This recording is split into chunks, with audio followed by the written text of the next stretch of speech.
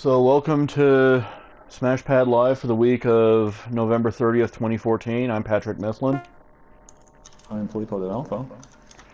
Um, didn't look like we were going to have much of a show this week, but quite a bit has happened in light of Black Friday and just a lot of news throughout the industry altogether. Yeah. But before we get started, Phil, what have you been playing? A couple of things. Been playing a lot of Defense Grid 2, but that's probably going to be the case for the next 2 or 3 years, so I probably Yeah. don't really need to mention that one. A little bit of Drive Club here and there, some Forza Horizon 2, and Diablo 3 Reaper Souls Ultimate Evil Edition, which has the longest name ever. Yeah. Um, yeah, I've been between my Black Friday haul and the stuff I'm playing for reviews. This is probably uh,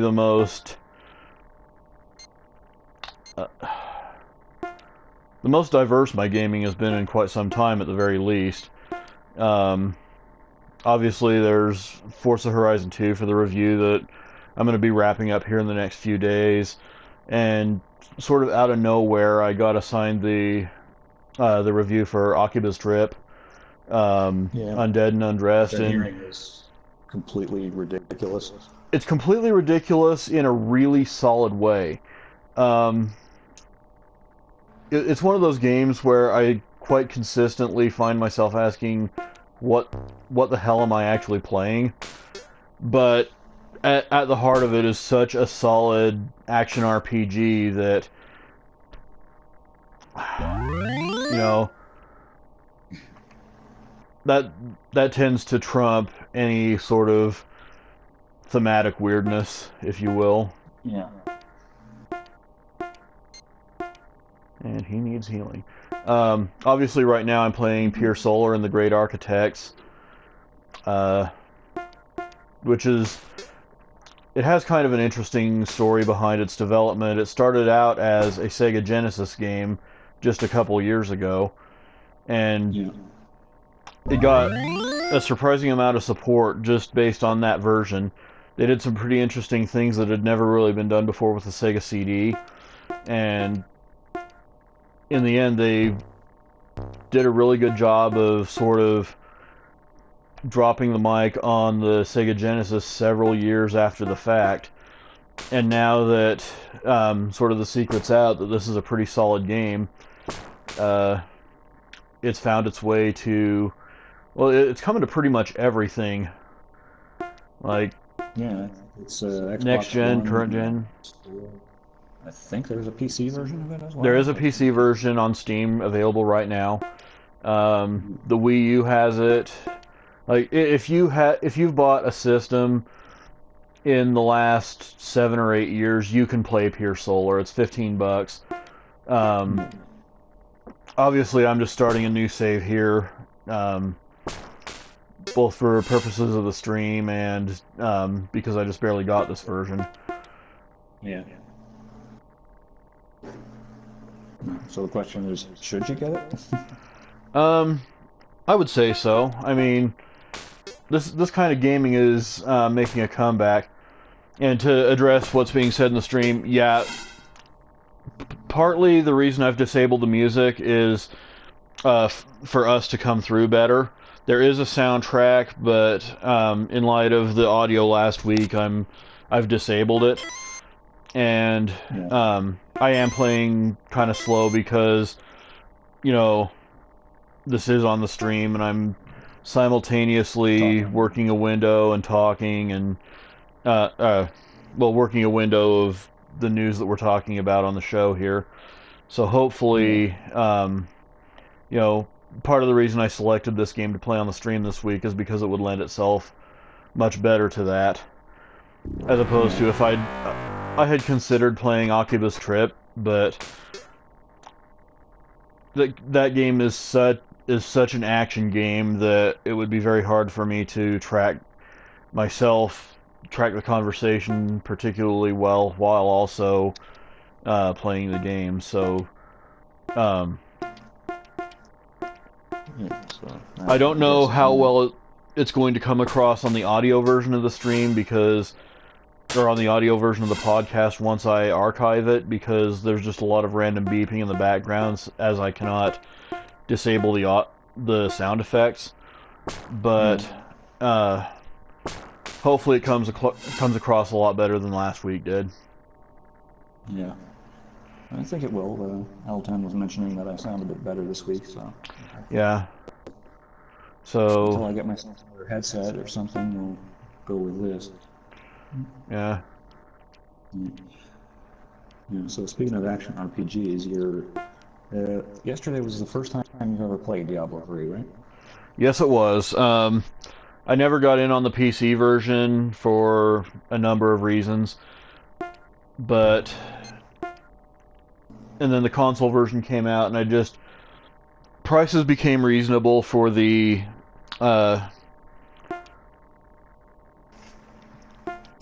Prices became reasonable for the console, for the current gen console version, but with the next gen version on the way, I didn't want to take the plunge on that. Just a moment. Actually, we're all doing pretty good for health. And then when the next gen version came out, there was the $60 price point that never really went anywhere. And so I kind of held off on that, and then the Black Friday stuff happened, and, you know, $30, that's what I was looking for. And so I took the plunge finally, and I got a character started yesterday, and we knocked out the first arm of the game, I think. Yeah, Not the entire first chapter, but about half of it, by my understanding. And I'm having a lot of fun with it. It doesn't really feel like Diablo like I remember it, but it still feels really good. I think I think a really good comparison I made yesterday when we were playing was Record of Lotus War on the Dreamcast. Yeah. And coming from me, that's pretty high praise. Yeah. And anything in particular that caught you that you really, liked, disliked while we were playing? I think it's just getting used to it. Yeah, there's a little bit of a learning curve initially. Well, I didn't really run into that. Yeah.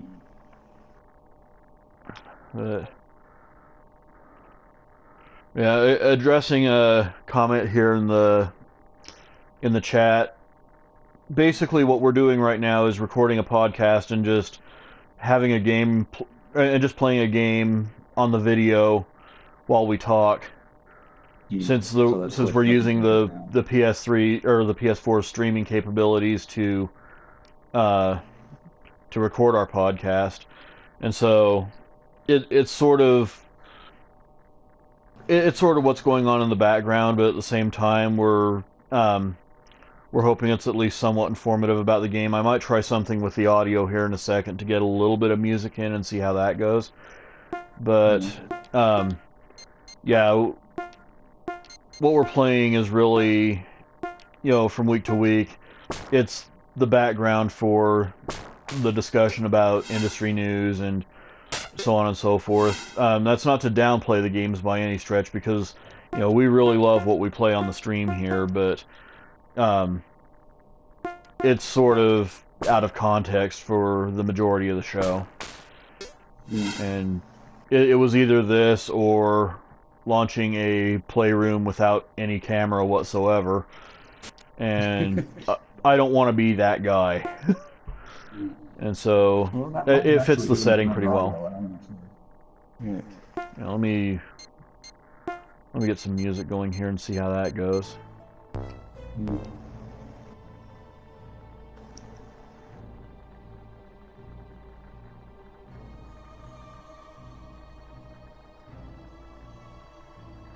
Definitely a very stylish looking game, I'll say that much.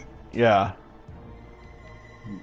And it's roughly what it looked like on the Genesis too. That's it just speaks. I mean, the new HD images that they've added, obviously not, but by and large, this is exactly the same game they released on the Sega Genesis, and it'll tell you exactly how much they got out of the hardware that it even looked anything like this.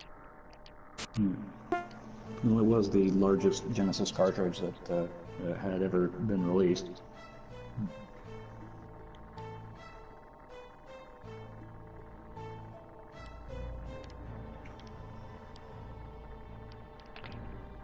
Yeah, what did it weigh in at? I think it was. I think it was a full 64 megabytes, so whole 8 megabytes of. Wow. 8 megabytes of actual size. So. You think about what. It. Yeah. I mean, there is a whole lot of game going on here, to be sure. And you think, like, back in the day, what they crammed into the Phantasy Star 4 cartridge warranted a $100 price tag. Imagine what would have happened with this game. Yeah, it would have been unaffordable. Too horrific to consider. Speaking of horrific, you want to talk a little bit about Black Friday? Oh, God. Well, thankfully I wasn't there for Lord of the Flies. So, for those who don't know, apart from my media job, I also work retail to help make ends meet. It's just one of the unfortunate realities of working in the gaming media. And so I was there for Thanksgiving night and Black Friday, but I wasn't there for the worst of it because I worked the overnight shift. So basically what that meant was, I don't want to say cleanup detail necessarily, but I missed out. Well, I missed out on Lord of the Flies, like I said, but also missed out on all the sales that were going on. I had to kind of find my own methods to get in on much of anything, and I think I came away with a pretty decent haul, all told. I got the aforementioned Diablo 3 for $30. I got Mario Kart 8 for $30, and I'm kind of glad that I didn't buy it at full price, because as much as it's a testament to the fact that they know Sega took their lunch money when they made Sonic and All-Stars Racing Transformed, it still fails to fix what was really separating those two games, even though, I mean, I can mount some pretty high praise on it just by saying the first few minutes I was playing it, I was so blown away by the look and the feel of it that I was like, wow, did Sega make this? And that may not be what Nintendo wants to hear, but considering what high regard I hold Sonic and All-Stars Racing Transformed, that is high praise coming from me. And so, oh, here's where I'm supposed to go. And then I got Wolfenstein: The New Order for PS4 for $25. And so I think I did pretty well. And then on top of that, I'm getting in on the Steam sale.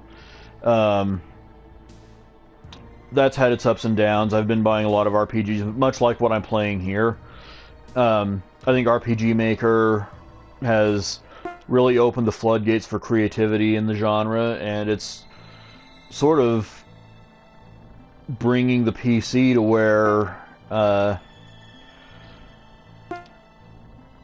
the PS1 was so many years ago.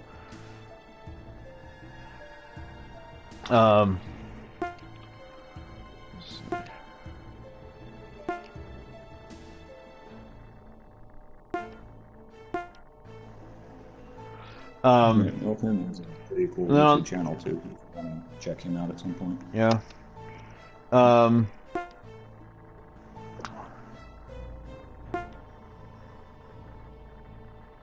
Yeah, Wolfenstein so came out of nowhere. I wasn't expecting you to get that one. What? Sorry. You got Wolfenstein, and that was one that I really wasn't expecting you to pick up. Yeah, I probably wouldn't have done it if it wasn't at a $35 markdown. But I grew up with Wolfenstein. I mean, that was one of the main PC games really going when I first got a computer. And so I was really happy to see them remake it kind of in the key of Inglourious Bastards, if you will. You know, I'm not a known enthusiast of first-person shooters, but I'm not opposed to them. If I'm opposed to anything, it's just the kind of the culture that surrounds it with Call of Duty and Battlefield and Halo. That's what I'm really put off by. And so, you know, it's not the genre that I dislike, it's just a lot of what's going on in it at the moment. So, something like Wolfenstein The New Order, I can totally appreciate. And I'm really looking forward to getting into it probably on my days off here in a few days. Yeah, it seems like a pretty solidly put together game. I think Machine Games probably did a really nice job with that. Yeah, I'm really looking forward to getting into it. All I've seen of it is just the trailers that they released in the weeks leading up to the launch. That's good enough for me. I mean, based on that alone, I'd pretty much made the decision to buy the game, but I was just waiting for it to get to a not $60 price point before I took the plunge. And yeah, like I said, I'm really looking forward to cracking into this. I want to see what they did with it. I wish they'd. On that note, I just want to say I wish they'd they'd port the remake of Rise of the Triad to PC as well. Because I loved Rise of the Triad back in the day, but my computer doesn't run the remake worth a damn. And so I would love to get a PS4 version or an Xbox One version and just finally get to that, or we'll have to help you upgrade your PC at some point. Yeah, I've been putting that off too long. I put this computer together early 2010, like February of 2010, and have done virtually nothing with it ever since. Yeah, hey, it's worked. Just yeah, I mean, it's starting to show its age, like with some stuff that I pick up on Steam sales. That's sticking with our topic at hand. I, against my better judgment, dropped the $5 and got in on Ridge Racer Unbounded. And ooh. I'm sorry.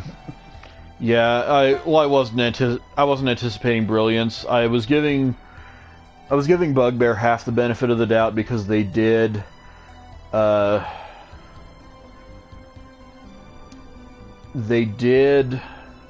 make a really, really solid port of Sega Rally Revo. Well, it wasn't really a port, it was a completely original game with the Revo name on it for the PSP. And so I was kind of hoping that they would have some respect with the Ridge Racer franchise to not to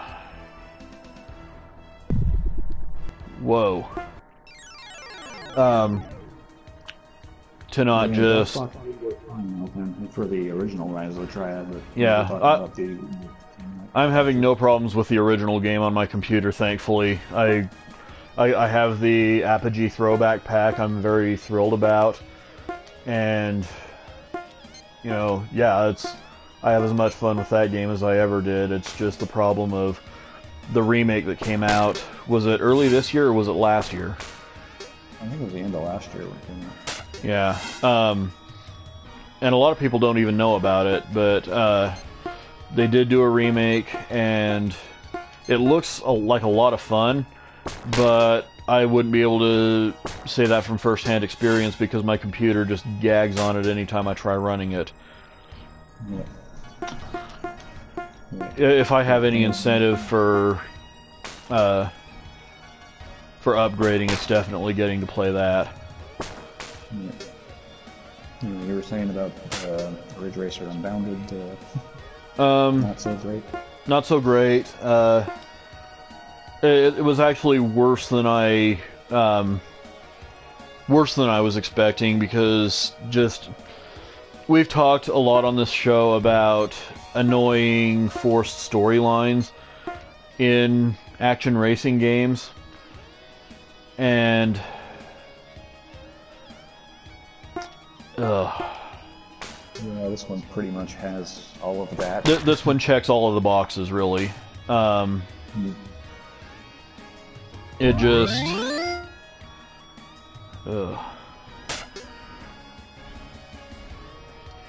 yeah, to address the chat, Ridge Racer is a great game when it is Ridge Racer.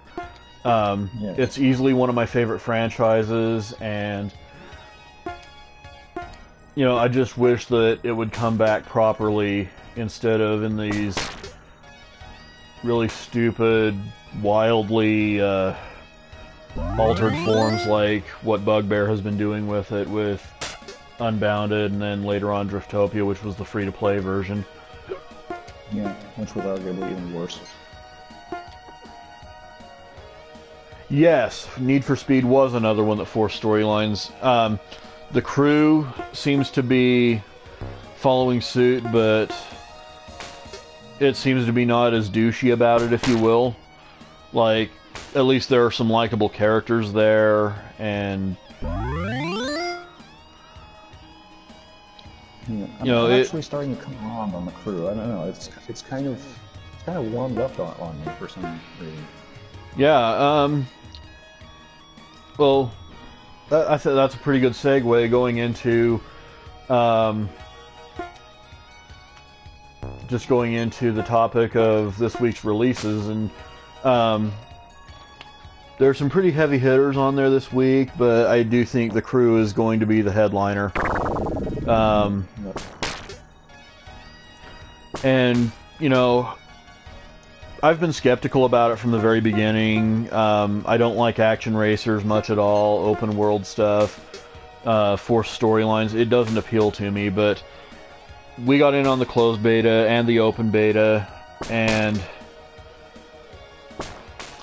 yeah, it grew on me more than it probably had any right to.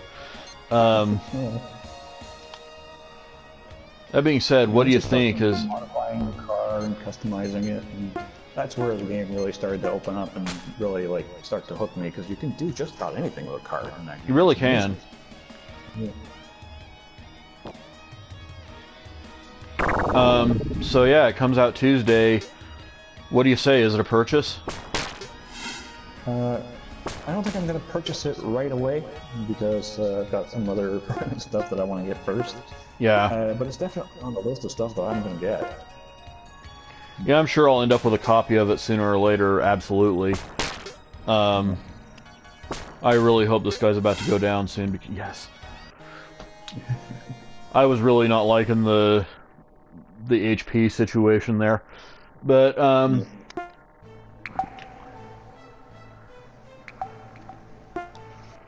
but yeah, I think I've got a pretty good paycheck coming up here pretty soon, on Thursday actually, so it's definitely not out of the question that I will pick that up along with a couple of other major holiday releases that I couldn't really quite fit into my budget ahead of time. We've also got the Kingdom Hearts 2 remake coming for the PlayStation 3. Yeah, that one just kind of sneaked up on everybody. Well, it's kind of funny, because when they first announced the release date, people were just, you know, really, we gotta wait that long? And then, being that this has been one of the strongest years in gaming, or one of the strongest holiday seasons in gaming in quite some time, yeah,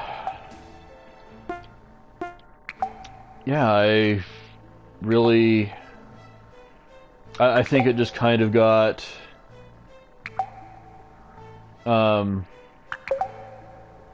Forgotten about. yeah, it got swept under the rug, and then it converts to being one of those pleasant surprises once it finally gets here. Yeah. And Square has actually been doing a pretty good job with those HD remixes of their PS2 games. So, Yeah. If you ask some people, it's kind of maddening that they aren't going a little further back and doing some of their PS1 catalog. Obviously, there's the Final Fantasy VII remake that people have been clamoring for years, but they have their own reasons for not doing that, and I can respect that. But Final Fantasy IX would be a good candidate. Chrono Cross, I think, could benefit greatly from an HD remaster. You know, since Grandia is kind of a de facto Square Enix franchise at this point, I would, you know, giving my little plug for Grandia, I would have to say that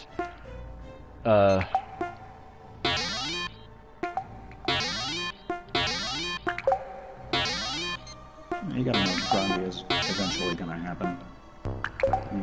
I sure hope so.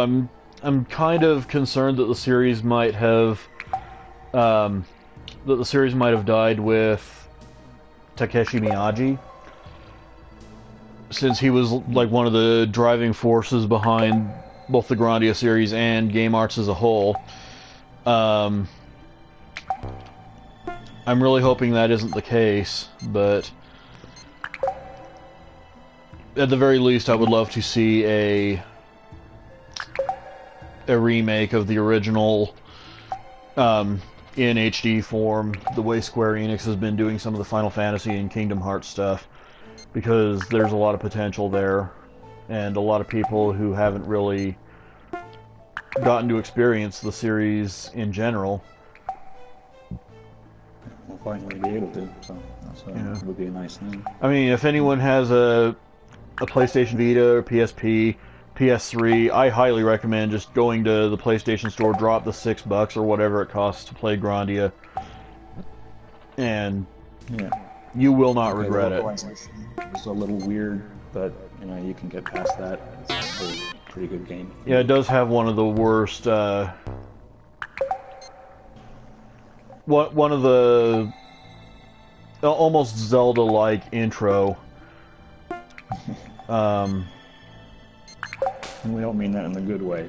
No, it takes a long time for the original Grandia to get going, but once it finally does, you're having a great time with it. Other releases this week, there's the Game of Thrones Telltale game. Yeah, this is one I'm actually looking forward to quite a bit. Yeah, I haven't really gotten into the Telltale games, but I'm a big Game of Thrones fan, so this is one that I'm probably going to pick up for sure. Yeah, I've never really gotten into Telltale stuff myself either, but I definitely recognize the significance of them getting their hands on the Game of Thrones license and seeing what they can do with it. Yeah, well, I mean, this isn't the first Game of Thrones game. There have been like two others. Yeah, it's been terrible. Yeah, it deserves better. Actually, not so. Yeah. And so, I'm very much hoping that Telltale can work their magic again with this one. Absolutely. Again, I'm not much of a Telltale Games aficionado, but I definitely recognize what they've done with other brands, with, say, Walking Dead and some of their original content. And so it sounds like if there's a studio out there that's going to do right by the franchise, they're the ones. Yeah. And I've also got, let's see, Captain's Code. Captain's Code. Yeah, this is going to be a steal for anyone who has a Wii U. It's coming out at $40, and it's just a sort of a full game adaptation of the Captain Toad levels from Super Mario 3D World, which, if you haven't played that, Nintendo has kind of gotten some mileage out of taking mini games from some titles and adapting them as full games unto themselves. While they're here. And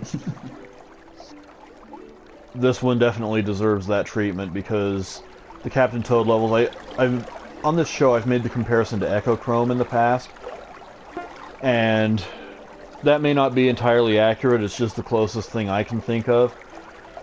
There's also But Monument Valley on Android and iOS, which might actually be a bit closer to that.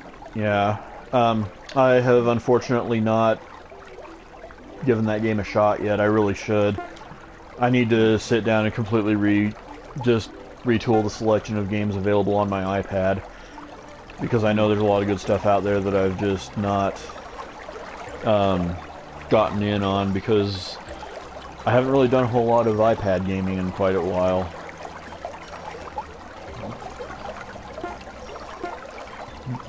And that's basically the release calendar for this week.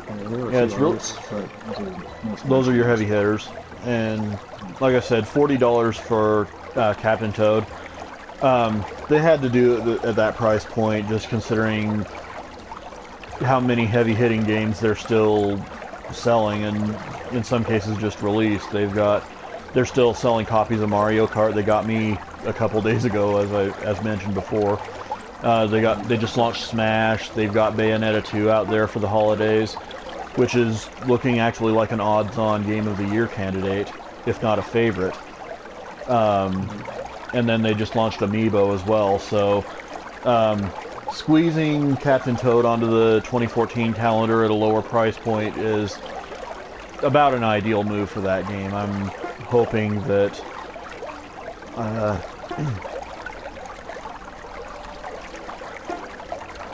I'm really hoping that it works out well for them, because it's a great idea. Well, from what I've seen about Amiibo and folks posting photos on Facebook, I think Nintendo's going to do pretty well, because people don't just buy one Amiibo, they'll usually buy multiples. Yep, and then you've got the, you know, they're doing it just like Activision, just like Disney. They're doing store exclusives. They're doing, you know, rarities. I believe there's seasonal ones. Isn't there a Loot Crate exclusive? Yeah, or Loot Crate exclusive, I believe. So yeah, they're going to be making a ton of money off of this, and it seems like they've already started. And so it's like whatever problems Nintendo has been dealing with throughout the last couple of years. Obviously, we're not going to know the long-term effects of this holiday season until the console numbers start coming in, but the quarterly profits that they've posted and just the implications of their release calendar seems like they're getting it together. Yeah. Well, I'm hoping that they're going to do well, because a world where Nintendo is competitive is good for everyone involved. Oh yeah, especially when they're running on all cylinders. Yeah. The game industry is just better when Nintendo's in it. Yep. It's not a fanboy statement. I mean, that's just fact. Yeah. They represent a brand of gaming that is grossly underrepresented these days, and there's no good reason why it should be.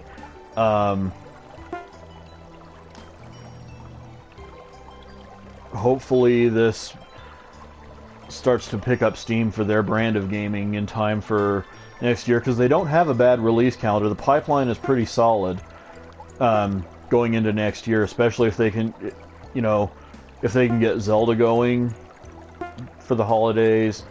There's still Shin Megami Tensei Cross Fire Emblem. Yeah. Star Fox, possibly. I would be surprised if that actually made a 2015 release, but, you know. Yeah, we saw Miyamoto playing it at E3, and even though it was kind of distorted video, it almost looked like he was playing that old 3D Realms Terminal Velocity, Yeah. just in an R-Wing. Yeah. So it's definitely not ready for prime time, but if it doesn't make 2015 holidays, then maybe we'll see it in spring 2016. Yeah. I'm certainly looking forward to that, and I'd be really, you know, happy if they would also do a proper 2D Metroid again, but I think we won't be seeing that in quite a long time. Yeah, I thought there was something Metroid going on recently, but it could just be my imagination. I thought I saw something, but considering how much Smash I've been playing and so on and so forth, it might have just been something there. Yeah, Smash just kind of like jumbles everything together. It's like It really does, and I random love it for that.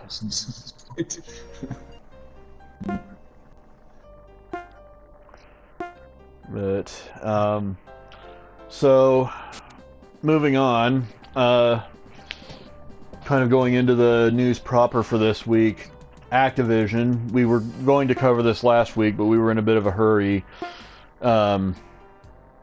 due to kind of last-minute circumstances. There's a little bit of controversy surrounding them. Basically, they've been handing out copyright strikes for YouTubers and other streamers for essentially glitch videos that make Call of Duty Advanced Warfare look bad.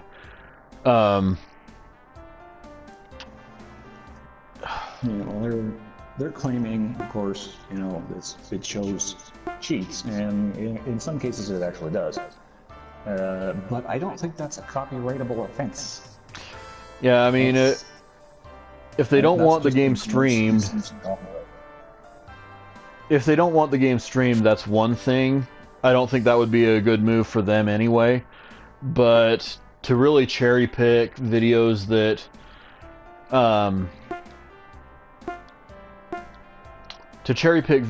just for making the game look bad or for showing off changes or showing off glitches and exploits that could affect multiplayer. How about patching your shit, or at least not releasing broken games in the first place? Yeah, that's a novel idea. I mean, you should try it sometime. Yeah, copyright strikes are serious business. It's very much like baseball for YouTubers. 3 strikes and you're out. And there are a lot of people whose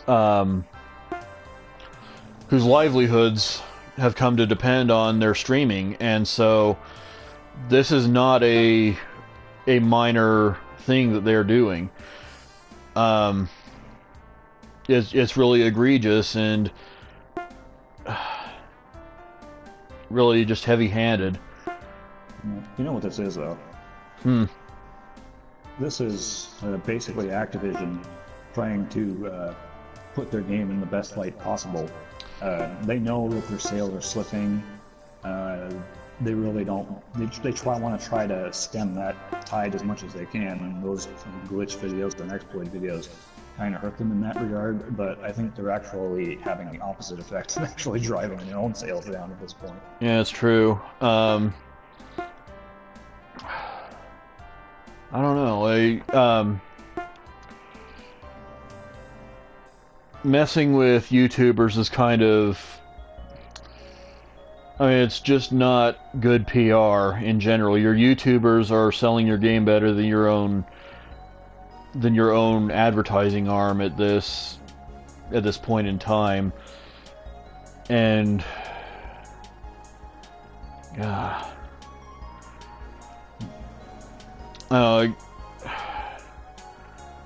it would be a lot better if they just said, yeah, we know this is a problem with the game and we're going to fix it.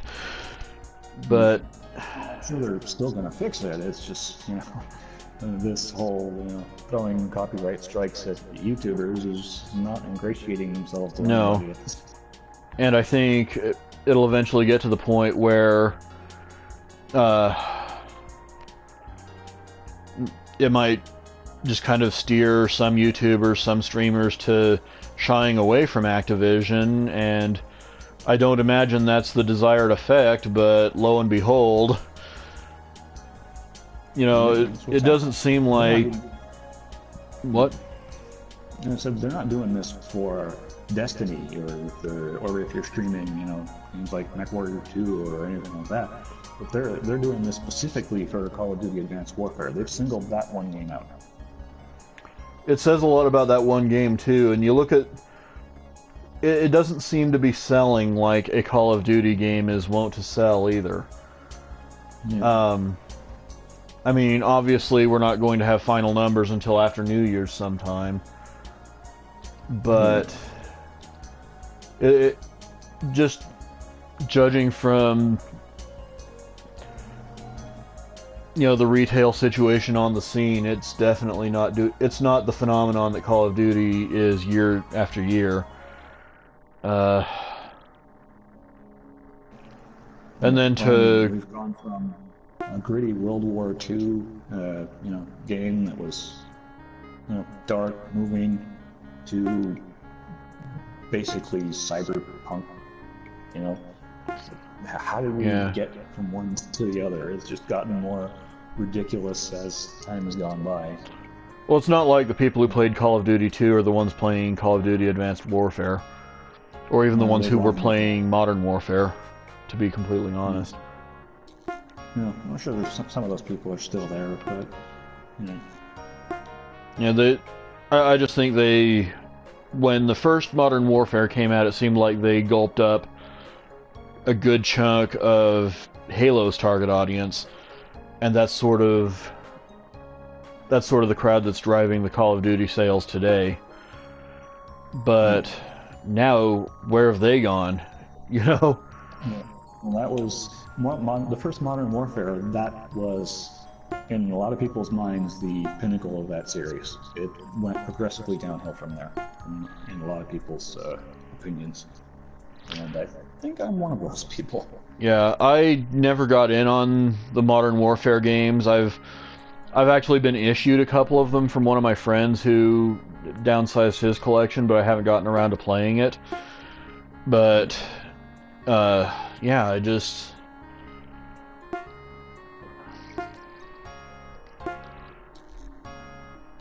it kind of takes us to our next segment as well, because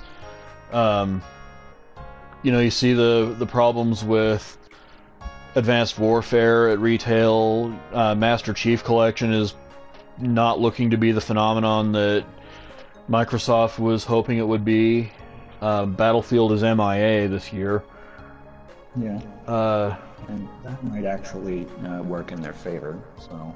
Yeah, we'll see. It'll give them a chance to shake off, or to at least debrief from whatever the hell happened this year that changed things up. But more pointedly, is AAA as we know it on the way out? Are we starting to see, I've said on the stream, in chats for quite some time, AAA is going to eat itself. And for years, people have been talking about how unsustainable the market is, how much money is being poured into these games that eventually just aren't going to be able to sell the amount they need. The money's just not there in the market to sustain so many games coming out with such massive budgets year after year.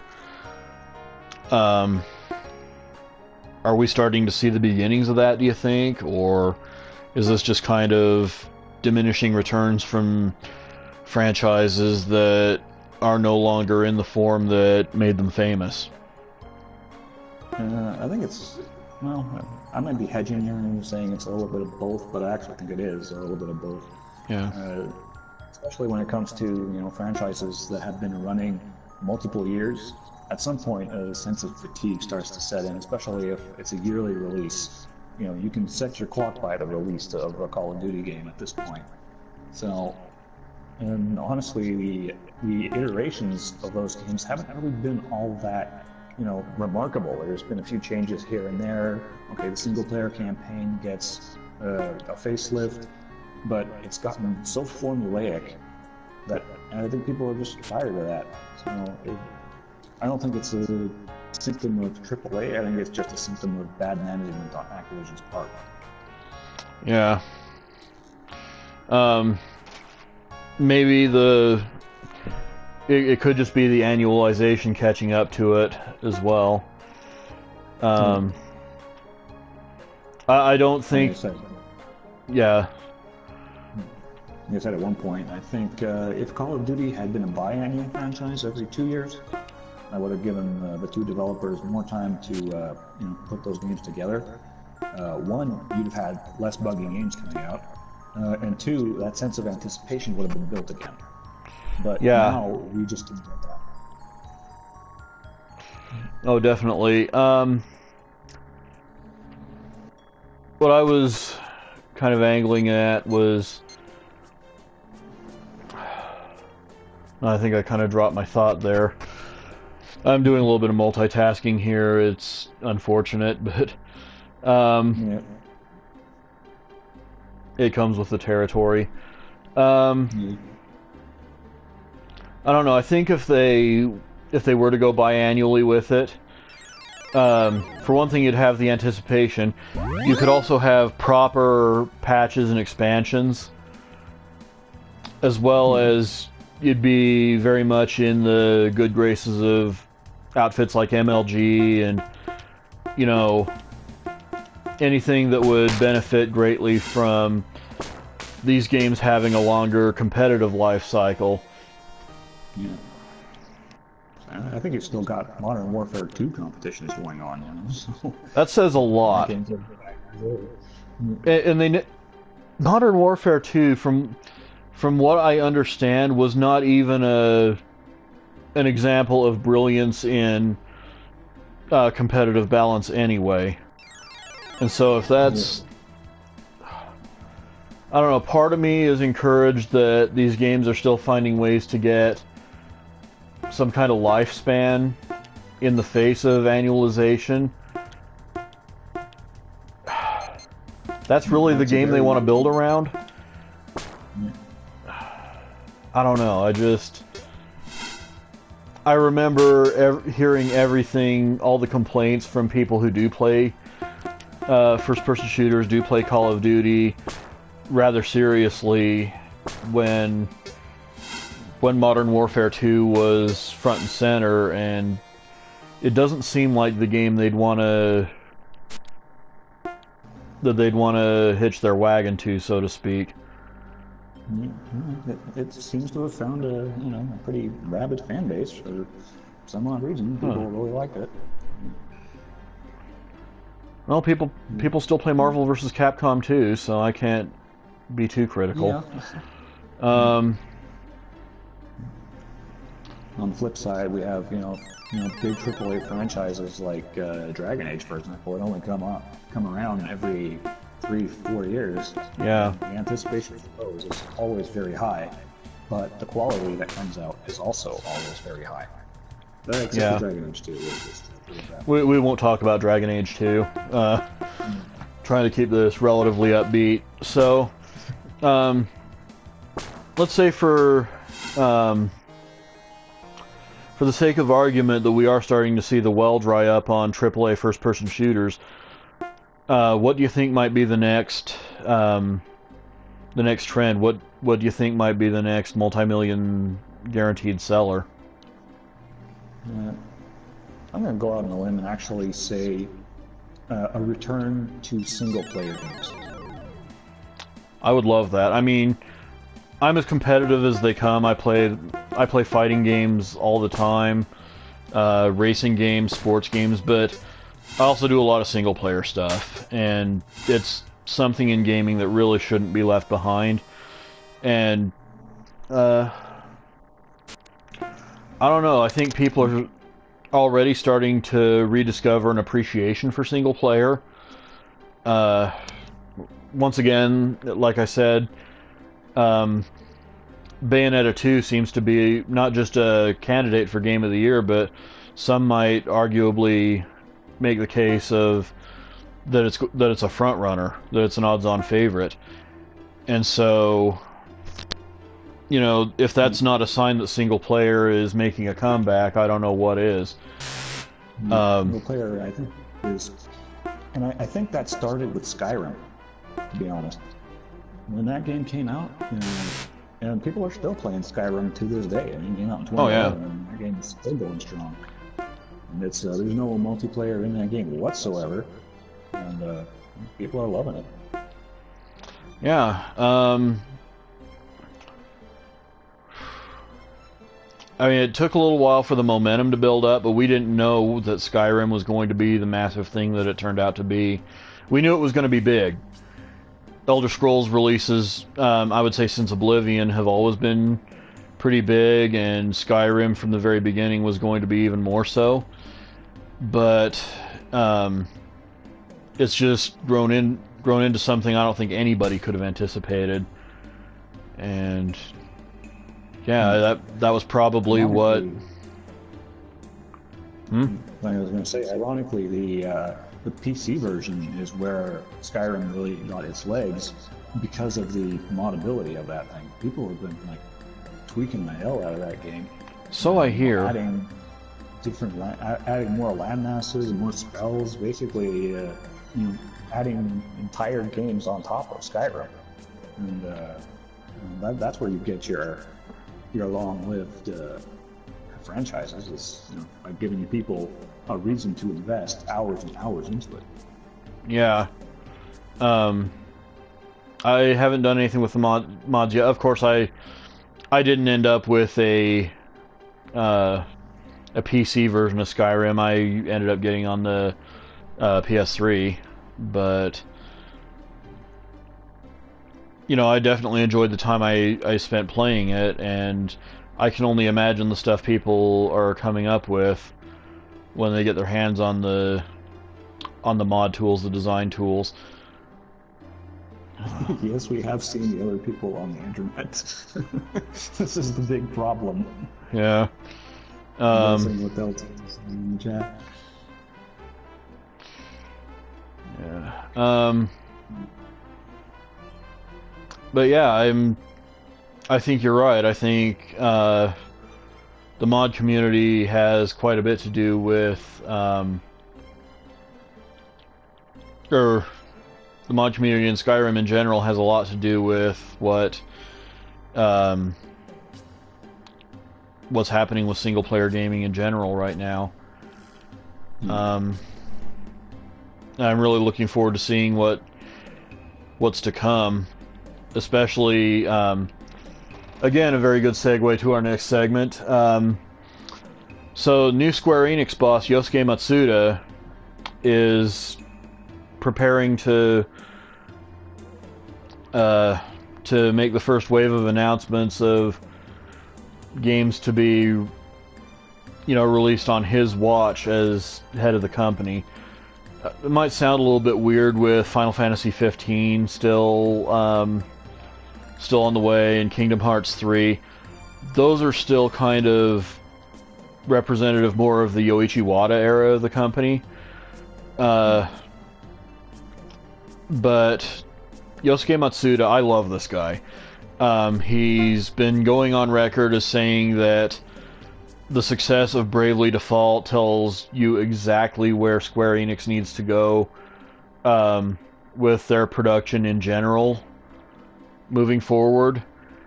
That they should just go in pretty much a hardline traditional JRPG direction. And when I hear things like that, it puts a smile on my face, because that's where I've wanted Square Enix to go for the longest time now. Yeah. And Bravely Default, I don't think it was a huge multi-million-dollar seller.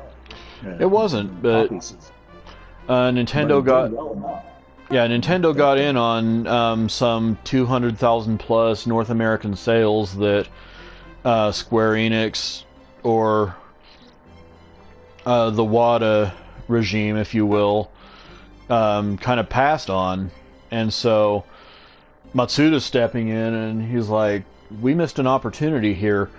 Maybe we need to stop thinking in terms of different tastes by different regions, and just go back to the type of games that made us what we were in the first place.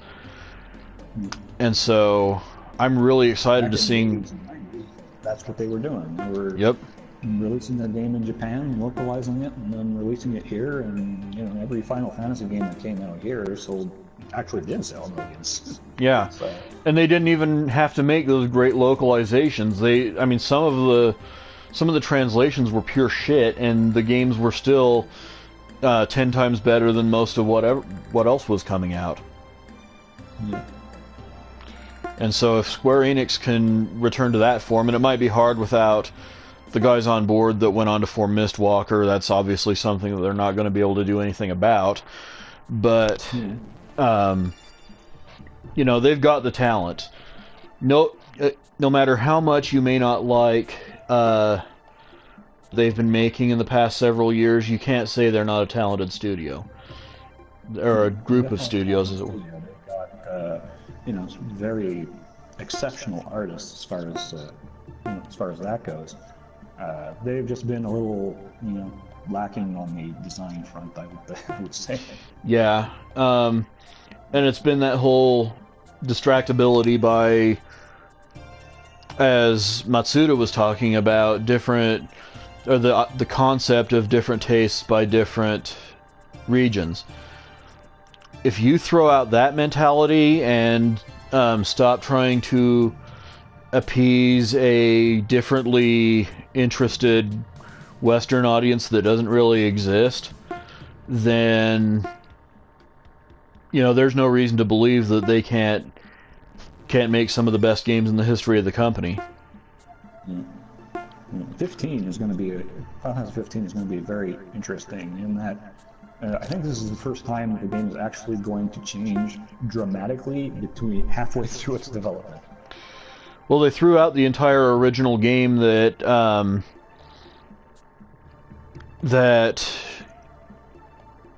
oh, this is a terrible brain fart. That Tetsuya Nomura had been directing, even at the time when they renamed it Final Fantasy 15. They reassigned Nomura to the Kingdom Hearts 3 project exclusively after he got done with the character design stuff on 15, of course. But really,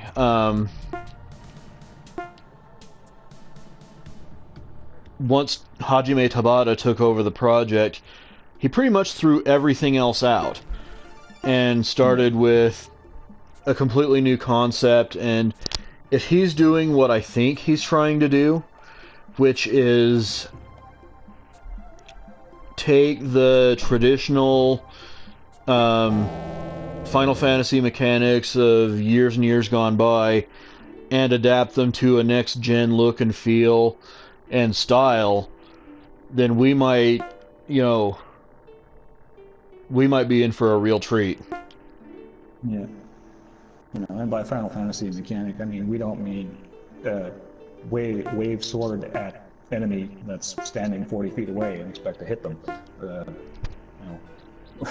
But taking the overall gameplay style and, you know, updating its look radically while still keeping it mostly intact. Yeah. That's the feel that I've been getting from the more recent videos that we've seen. Are you a fan of ATB, or are you more turn-based? I think ATB is a natural progression of turn-based. I absolutely have nothing against CTB, which is what Final Fantasy X used before it got picked up by a whole bunch of other JRPGs that have been coming out in recent years. The Legend of Heroes series uses CTB. Hex's Force used CTB. But I've got absolutely nothing against ATB when it's done right, especially if you can, if it's possible to bring the action to a complete stop when you're choosing your actions. That's like full weight ATB is probably the perfect battle system still. Yeah. Or the perfect environment for a battle system. Yeah. The thing that gets me though is I think a lot of this is coming from Dragon Age as well. I mean, they did even on the first one on the PC version had that ability to completely stop battle and go completely tactical. character by character, and then start the battle up again.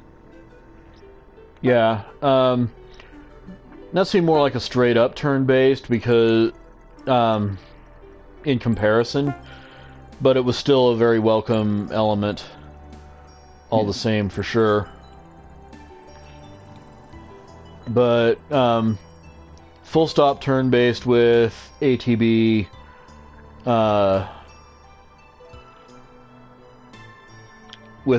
elements, I think, is just about ideal. Yeah. If they go in that direction, then I'm all for that. I mean, I would actually probably start playing Final Fantasy games again if, modern Final Fantasy games again if they went that way. Yeah, I'm probably in the minority of saying that Final Fantasy XIII was at least a step in the right direction, bringing back the ATB, bringing back the job system, but at the same time, there's still a lot more they could be doing, and full party control would be wonderful. I'm not going to get my hopes up for that one in 15, but to be honest with you, with everything Yosuke Matsuda's been saying, I think I'm honestly more interested in seeing what Final Fantasy 16 is going to be at this point than... because that's going to be a completely clean slate for them to start on. They're not going to be dealing with excess baggage of a already halfway developed game. Yeah, I'm actually honestly surprised that Wada didn't write 15 off as totaled and just have somebody start a new project to take up the name. But it's something that Nomura really believes in, it's something that Tabata really believes in, and so at the very least, I mean, the benefit of the doubt is, there are worse games you could give it to. Yeah. I guess we'll start to see some of that start to pan out in the next few months. So we'll at least know what they're up to. Yeah. But at the same time, going back to the original topic here, what do you think is going to be announced? Hard to say. I would love a Chrono sequel or reboot, or whichever way they want to go. I would love the Saga Frontier to come back, Saga series to come back. I'm a big fan of that. So I like. Yeah, I think I'm a big fan of Saika and Setsu, but that really, like you said, never really went away. It never really went away. They just did some really weird stuff with it over the years. A return to form would be fantastic for it. And I think with online multiplayer being what it is now, I think they could really benefit from that if they were to revisit the Seiken Densetsu series. But I'm totally with you on the idea of revisiting the Saga series. But I think it's probably just us and maybe 3 other people out there that would be really hype about something like that. I think if they want to make a really earth-shattering announcement, it would have to be a Chrono game. Yeah. Just going by their catalog, going by the need to make a statement. I think it's Chrono or at least some measure of disappointment. And at the same time, it could be a new IP that sort of waves the old banner.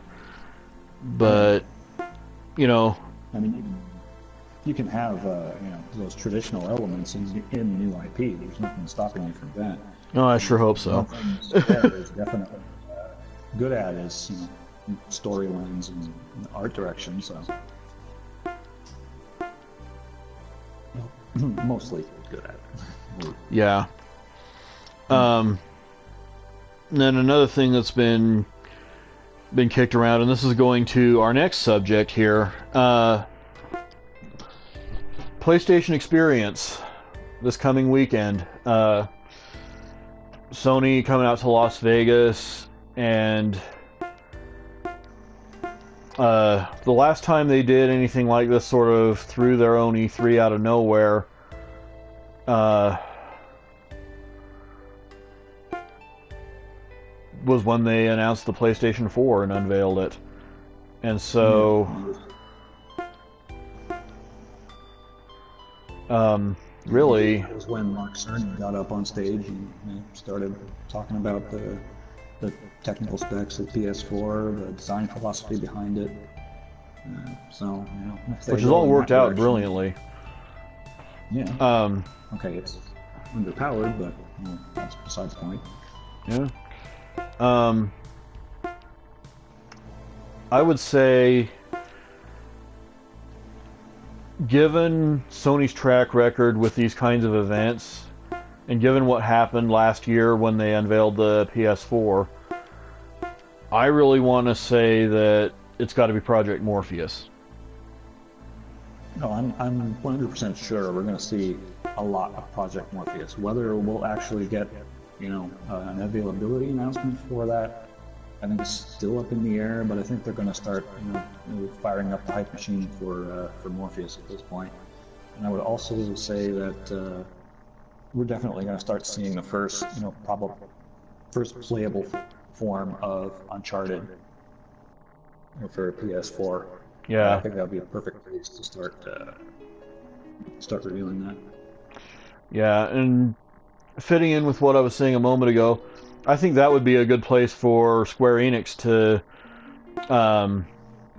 make the big announcement of that one game that is specifically a new JRPG that is not a remake for the PS4.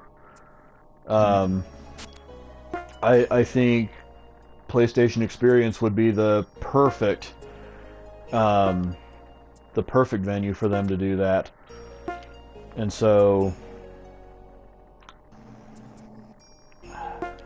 well, the timing would fit. I mean, I think that might have been part of the plan, so we'll have to wait and see. We don't have very long to wait either. It's like the next few days. Yeah, and next week's show, I can already tell everybody right now, it's probably going to be pretty salty because first Danrib was going to try to go, and then that didn't pan out, and he was talking about giving me his ticket, and then things didn't work out to where I'd be able to go. And just everything I hear about this makes me wish I could make it there. Yeah. And unfortunately, finances just don't really work out. We don't have a large corporation backing us here, so yeah, it would be nice if we did, but at least at the moment we don't. And I've never really been, more disappointed about that than right now, because this is...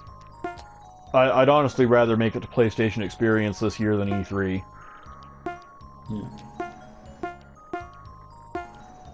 Well, based on, everything we're starting to hear, E3 is probably going to be pretty packed as usual. It's going to be it'll be 1 year since both of the consoles have been, up and running. Yeah. So we're actually going to start to see really substantial games and substantial announcements coming out now. Yeah, everyone's going to be running on all cylinders, and it's time for the companies to really establish an identity. Because right now, we got general ideas of what everyone stands for. At the same time, it's mainly a mess of multi-platform games and a small handful of exclusives that don't really have a whole lot of... They don't really indicate one way or another any kind of direction for either of the companies, and so E3 would be the perfect venue for them to set the agenda. I don't suppose Sony wants to wait, and that's probably the reason for PlayStation Experience. Sony clearly wants to, control that message. They want to keep the hype train going. They want PlayStation to be on everybody's minds. Having your own event is definitely a good way to do that. That's true. So hopefully, you know, hopefully we'll have a really hype show in the aftermath of it next week. Because by the time we come back on the air, we'll know what it was. And going back to the subject of Project Morpheus, I know I'm all over the place here, but what I was going to say is it was a few months ago. I think it was Shuhei Yoshida said that that the PlayStation or the Project Morpheus was about 85% complete. Now, I'm not a hardware developer, but 85% complete a few months ago, at least to me, says that they're probably pretty likely to that it's ready for prime time, basically. Yeah. If they're not completely ready, they're close enough that they're confident that they can get it. They can announce it and be able to finish in time. So. Yeah. So I'm pretty hopeful about that. I think all signs probably point to a spring launch. That would coincide with Project Cars, which is already confirmed to be a launch title. Yeah. So I would think that they have to start talking about it now. Yeah. Project Cars slipped to 2015. Conveniently. Probably wasn't a coincidence. Yeah. Man, what's that going to be like on Morpheus?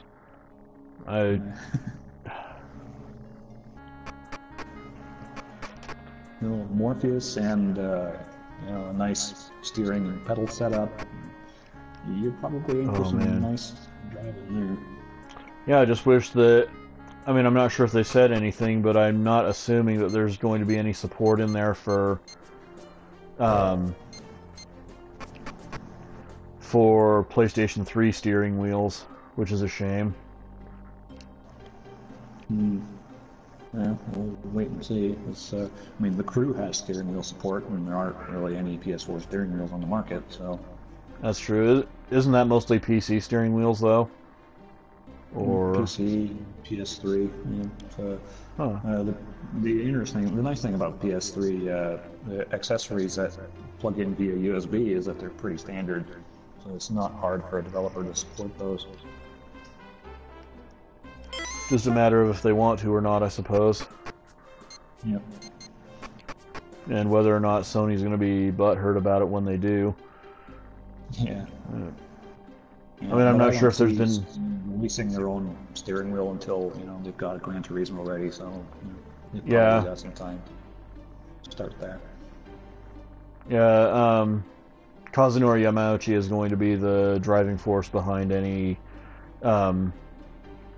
first-party PS4 racing wheel, or they might go with Logitech again. Yeah, Logitech, or maybe you'll go with Fanatec, and Microsoft has had good results with them, so it'll be really interesting to see. Why did I go in here? But yeah, PlayStation Experience next weekend in Las Vegas. That's looking to be the next big industry event to hopefully wrap up 2014 properly.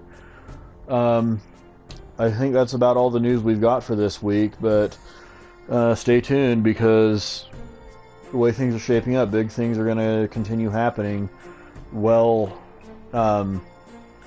there's just no signs of stopping the way they usually do after the holidays. There's not looking to be that usual lull, at least in the news cycle. Probably in the calendar we're going to see some dry spots. Yeah, January looks to be pretty dry. But then there's, by spring things will be back into moving at a pretty good clip, and we'll probably hit one more dry spell before